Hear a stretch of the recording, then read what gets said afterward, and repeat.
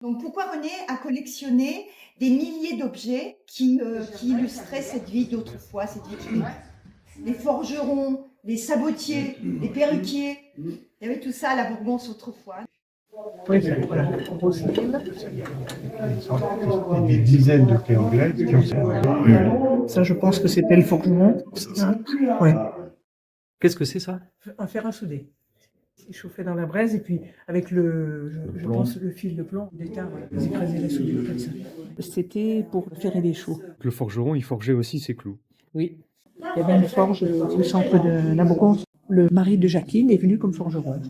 Hormis l'artisanat, l'industrie légère pouvait apporter un complément de revenus. Janine est allée travailler chez Beko avant qu'elle se marie un an avant. Pour gagner un peu de sous, pour s'acheter sa chambre à coucher, et puis elle a payé les études de René la dernière année. Et il était très reconnaissant à Janine. Je me rappelle quand Janine est allée chez Beko. Et les filatures n'étaient pas loin. Bah, c'était pour faire les nœuds dans les filatures. C'est Agathe Saint-Michel-sur-Meurthe qui avait inventé ça. Il avait fait fortune avec ça. Le joueur Adrien, et c'est écrit. Mais la principale activité du village, c'est la terre. Les grands-parents de René, Émile Vichard, Marie Jacot. Les Vichards sont des cultivateurs, et le musée en témoigne. La roue ici, t'as le socle en bas qui lève la terre avec les pommes de terre, et elles sont balayées sur le côté, puis les gens la ramassent. Une arracheuse de pommes de terre. Puis ça, c'est la fameuse charrue. C'était drôle dans cette fratrie d'ailleurs, parce que vous avez parlé de la vitalité de René, qui n'avait rien à comparer avec la vitalité de Janine. Le grand-père Eugène avait quand même souffert d'un léger handicap, et c'est Janine qui allait au champ. Et je pense que Barali l'aidait des fois. Elle faisait tout, elle fauchait. Ah ouais. Moi, je la voyais sur le tas de fumier. Elle descendait à l'école, elle a rangé le tas de fumier, parce que c'était le plus gros de la bourre, 3 mètres de haut, facile. Et avec une échelle, elle montait, elle a rangé ça. Je la vois, comme si c'était hier. En bas, c'est les parents venir pour le pain. Oui. Voilà. Oui, d'accord. Je me souviens, moi, quand la boulangerie. Au-dessus, c'est les fossiles. On faisait le pain, là. Oui. Pour couper le blé, l'orge, l'avoine. Ouais. Et puis là-haut, les faux avec Mon Dieu, ça, c'était pour faucher. c'est Oui. plus pour les... Ben, c'était pour faucher le blé et comment il faisait.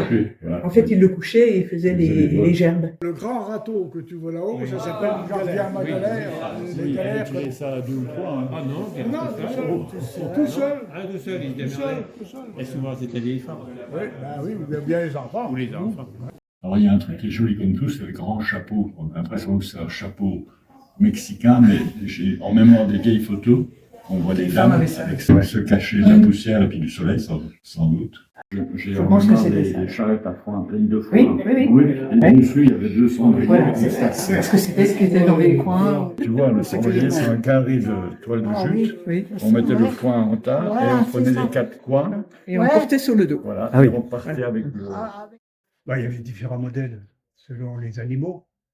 Il y avait pour les chevaux, il y avait pour les bœufs, les ânes certainement aussi.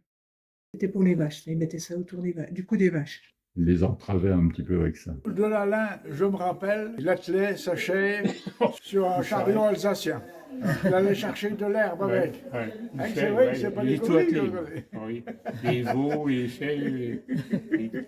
Et chez vous, ça se dit les vaches. Oui, les vaches, nous. Ouais, ça... La visite fait revivre ce temps où le village était essentiellement agricole, où l'on distillait à la ferme, où le feu de bois brûlait en continu dans les fourneaux. Qu'est-ce que vous nous avez fait de bon aujourd'hui? Un poulet à l'estragon. Et un plat vosgien?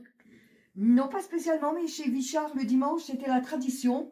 Il nous amenait à la messe et après, c'était le poulet à l'estragon qui mijotait pendant la messe. La chambre ancienne rappelle les lits qu'il fallait réchauffer pendant l'hiver. Je suis sélectionné. Avec la chemise de nuit d'époque, le bonnet de nuit. Ça, c'est une ventouse. Oui, qui soignait toutes les maladies pulmonaires, bronchites, tout. On mettait un coton enflammé dedans et on nous collait ça sur le dos. Ça faisait du bien. Oui, Et du lit, on revient à la terre. Il m'avait visité sa chambre à coucher. Ses ancêtres, pour pas dilapider le patrimoine et tout, la belle-mère, elle couchait avec la fille. Ça, j'ai été bien surpris quand il me racontait ça, mais il fallait un héritier. Sinon, c'était... c'était difficile à partager. Tel était le monde où René a grandi, où une famille aisée vivait avec 2 hectares de terre et quelques bêtes. La terre où il est revenu, fidèle.